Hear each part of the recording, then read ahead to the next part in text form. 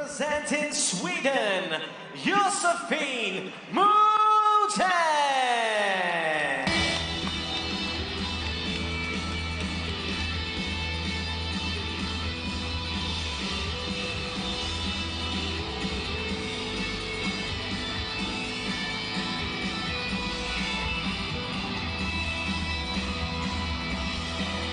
And Josefine Modig making her way to the cage. Extremely happy there, ordained in a blue and yellow Swedish flag. Sweden done particularly well in this World Championships this year. Not such a big team.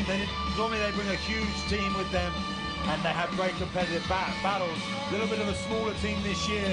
I think they had quite a lot of, lost quite a lot of athletes due to COVID and weight issues, but they've managed to get 4 finalists in our seniors. Josefine the first of them. You see Bassam Youssef there, former UFC world welterweight in the corner. Josefine extremely happy, 25 years of age, so 5 years the senior of her opponent in Ramos. Be interesting to see if that experience plays a role here in this finals. She burst at the scene to win the 2021 World Cup, smashing through her first 2 rivals by TKO before putting in a one-sided unanimous decision to beat Team Nina back in the final. Very strong and a gamed opponent. Ladies and gentlemen, IMMAF present 3 freedom rounds in the women's strawweight final. Introducing first in the blue corner, she is the reigning European Open champion, representing the Kingdom of Bahrain, Aieza Ramos Bertolso. And her opponent in the red corner, she is the 2021 World Cup champion, representing Sweden, Josefine Modig. Your referee in charge of the action from France, Ahmed Gokshi. Come to the center, please. Okay, follow my instruction. Protect yourself at all time. Keep touch carefully if you want. Please, thank you. Go back to the front. That girl's got the rhythm in the corner there. Josefine always moving, talking to herself. I think she was singing a little bit.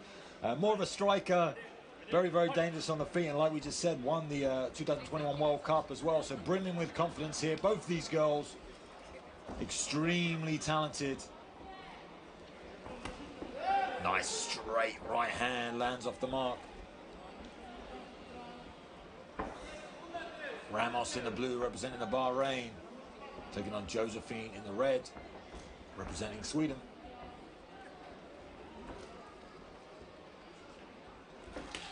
Nice high left kick, just kind of call that the cobra kick, comes off the front leg. Very hard to do. Very, very effective technique if you've got the flexibility.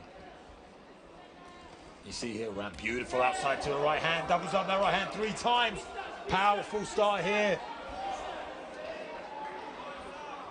Ramos stalking as well, stepping right. There's a great understanding. And switches straight away, gets that beautiful mixture there. Flows freely in between the hands and that wrestling to get that body lock takedown. Kind of just forced Josefine back down to the mat. Josefine framing on the head well, pushing with that right elbow and right arm. But great pressure here from Ramos. Bertolso's got to keep heavy here and try and pass the guard. She can look for bullfighter passes. She can also stuff that right leg downward, use knee slices as well. It will serve her to pull her opponent in Modig away from the cage, to prevent the cage walk up and also open the avenues to pass the side control on both sides.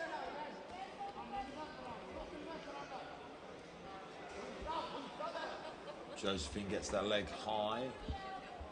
Can attack here, has good foot on hip position. You see that left foot on the hip of Ramos.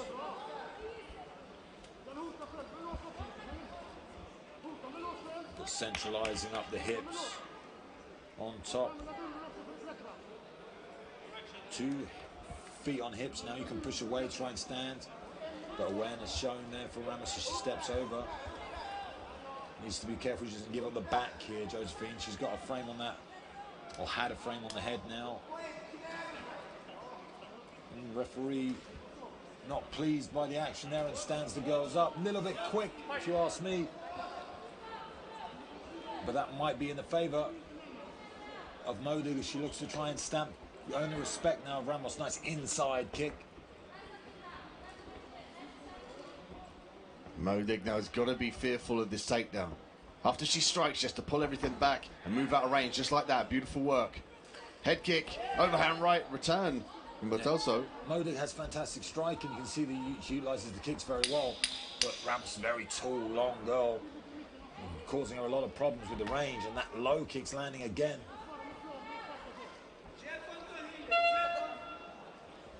Great rounds early on for Aieza Ramos Bertolso, representing the Kingdom of Bahrain. Beautiful right hands. I mean, she's a long, tall girl. Hopefully we get to see them here. She threw 3 solid right hands after this low kick. 1, 2, 3. You know, great work, and found a home for all 3 of them. She doesn't throw it particularly straight. She throws it more of a curved angle. Interesting as a taller fighter.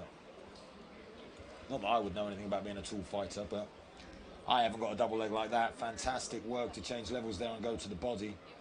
Very unexpected, and you can even see Josefine wearing the damage of that right hand on the eye. There we see it again. 1, 2, 3. They, for me, were the most definitive shots of the round.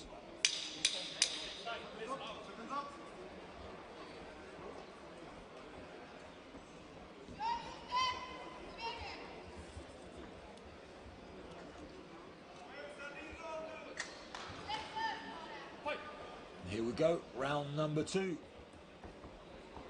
We are in our female strawweight division here. Josefine Modig representing Sweden in the red corner. Taking Aieza Ramos Bertolso representing the Kingdom of Bahrain in the blue. Aieza Ramos finding a home for that right hand often in the first round. Modig a lot more measured in her approach now. Great footwork, and she's managing the distance beautifully. Even the inside leg kick, she fires it nice and quick and steps back. Yeah, needs to be aware of that right hand, slips it well. She needs to earn the respect though, slip and make her miss and throw it back. Nice left. High kick though coming from Ramos. As Ramos surges forward. Again with that right hand. It's almost landing it, chopping over the top of that low left hand of Modig. She needs to bring that left hand a bit higher. Wee! Constant combinations. Not just throwing 2 or 3 shots. Here's Ramos, 5, 6, 7 now. Bertolso is managing and measuring that overhand right. You can say, as you said, Luke, that left hand drops every time. Even when she circles around on the outside as Modig, she drops that left hand. I call it the running man. Hands go down like you're running. But you've got to keep those hands up really high, particularly with a fighter with a longer reach and who has a dominant right hand. Or that right kick as well. Maybe noticing that the hand dropping again, that lead hand dropping from Josefine.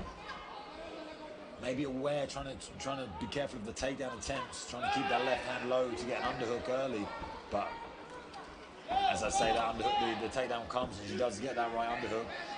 Bertolso, beautiful switch of the hips, elevation, gets that takedown.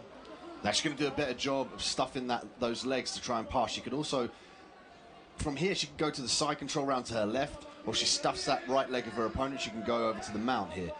She can use strikes as well to distract. She goes to the body, head, beautiful.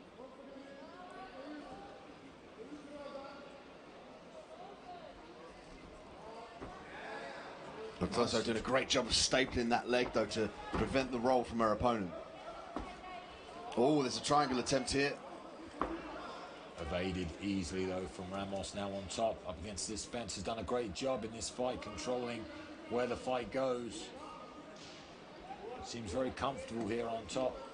And for a taller opponent, a taller fighter, it's sometimes not so easy to control on top. You usually have a very good ground game, like with your guard from the bottom and triangle attempts and arm bars. But it takes a lot of practice getting that forward pressure. She comes in here raining down, ground and pound, big left hands, and displaying that forward pressure, like I'm saying. Not an easy thing to do, because normally as a longer, taller fighter, you leave a lot of space. So you see the shorter, more compact guys and girls that when they get on top, they're very, very hard to shake and hard to move.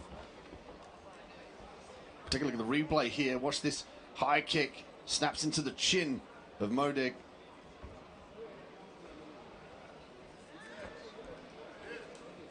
And again, unorthodox, not just throwing 2 or 3, she throws 5, 6, 7 shots. Again, that left kick partially blocked, just kind of threw Modig off balance more than anything, but still looks good in the eyes of the judges. And now we see this elevation for this takedown, turns the angle, beautiful work. Falls on top, like you said, with that knee separating the legs.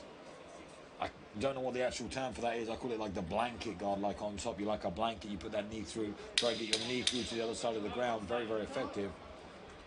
I think Roger Gracie used it in abundance in tournaments as well to get past to the mount.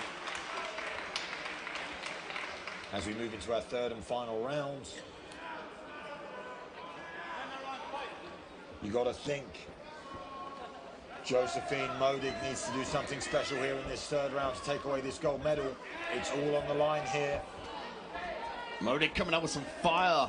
Look at the movement now. She's in it, bouncing in and out. She's throwing with power. She's calm and confident. She probably senses she's potentially down on the scorecards here. She's looking to pull the trigger. This is what she needs to do. She needs to pressure Bertolso. Be first. And if she's in danger, she's got to move away from that right hand and the double leg takedown. Yeah, I'd always say be first and be last. So throw, come out, then throw again, and put a stamp on that combination. I'd say she's definitely down right now. We need to see something special from her if she wants to become the world champion. And I'm not sure a front side axe kick's going to be the one. Leg kick from Modig. She's biting down on the mouthpiece now, close range. This is great work now from Modig, really showing that urgency. This is what we want to see in this competition. Shows how much it means to these girls. She's coming out here, putting it, you see in the face. She really means it now. Oh. Beautiful right hand, though, from Ramos, and she walked into that. That can't stun her, though. She needs to keep this up. She needs to keep this aggressive. Forward pressure up, does Modig. She needs to stay in the face of Ramos. There's a shot. Gets that single leg, but gets reversed. Modig to build back up. Modig maintaining this top position now, single leg. And you heard her corner shout out, shoot. She shot instantly, got the single leg. She's got to kind of try and get some posture, get her head up. Now she's got the affordance to put pressure and flatten back her opponent. And the same thing now, she's got to pass the guard and avoid the takedown, the submissions, excuse me. Does well there with the knee to try and avoid that triangle setup. Beautiful sweep with the long limbs from Ramos, but she can't. She's had a few. Oh, nice triangle attempt here. Goes to the armbar. Oh, he has contortion here. This could be it. She made the adjustment to fire the hips closer to the shoulders to get a bite on the edge of the elbow here. The hyperextension is strong. Modig is trying to desperately get out of this position. She could skip over her opponent. She could stack her up as well, but she's got to get that arm off the hip line. Modig did a great job of rotating her arm, so it wasn't all on the joint. Little bit of a different angle managed for her to escape that position, but beautifully thrown up armbar attempt from the bottom. As we move into our final 30 seconds of this World Championship final. Beautiful sweep from Ramos, exactly what she needed now. Ramos has got just over 20 seconds to dominate now, but she's got to score. She's got to fire those punches or pass into a more dominant position, the side controls and the mounts. Looking like she's going to try and target some ground and pound. Oy, beautiful work. 10 seconds left in the third round. Female strawweights looking for the silver and the gold. Ramos in the top position with some nice strikes towards the end of that round, but has she done enough to steal the gold away from Modig? An impeccable performance, I feel, from Aieza Ramos Bertolso. Been a great year for her, taking home the European Open Championship in 2021, and now looking to become world champion as well, double gold.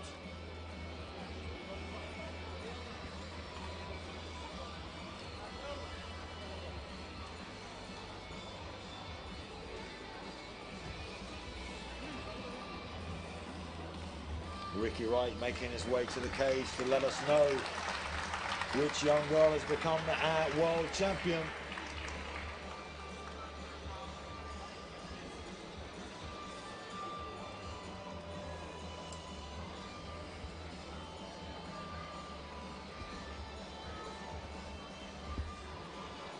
Ladies and gentlemen, after 3 rounds of action, we go to the judges' scorecards. for your winner by unanimous decision. And now your IMMAF Women's Strawweight Champion of the World. In the blue corner from the Kingdom of Bahrain, Aieza Ramos Bertolso. Aieza Ramos Bertolso getting it done, taking home her second golden medal in the last 8 months. We could start calling her the Golden Lady, representing the Kingdom of Bahrain. Fantastic work. Beautiful performance from her. And you see how much it means to her as she smiles for our cameras. See a few little highlights here. Tell us what you think, Ding. The end of the last round. Bertolso did a great job of utilising the ground and pound, the top position, the sweep as well. So ground and pound return from Modig off the bottom, but you got to look at the judge's eyes here. Bertolso was in the top position. She was threatening the guard pass, and she landed some decisive ground and pound. Here was the switch of positions here, and this was where Modig re-hit down and chased the single leg. She listened perfectly to her corner to shoot that single. Yeah, Modig put up a great fight, did well, but I feel like Ramos was just one step ahead in the entirety of the fight.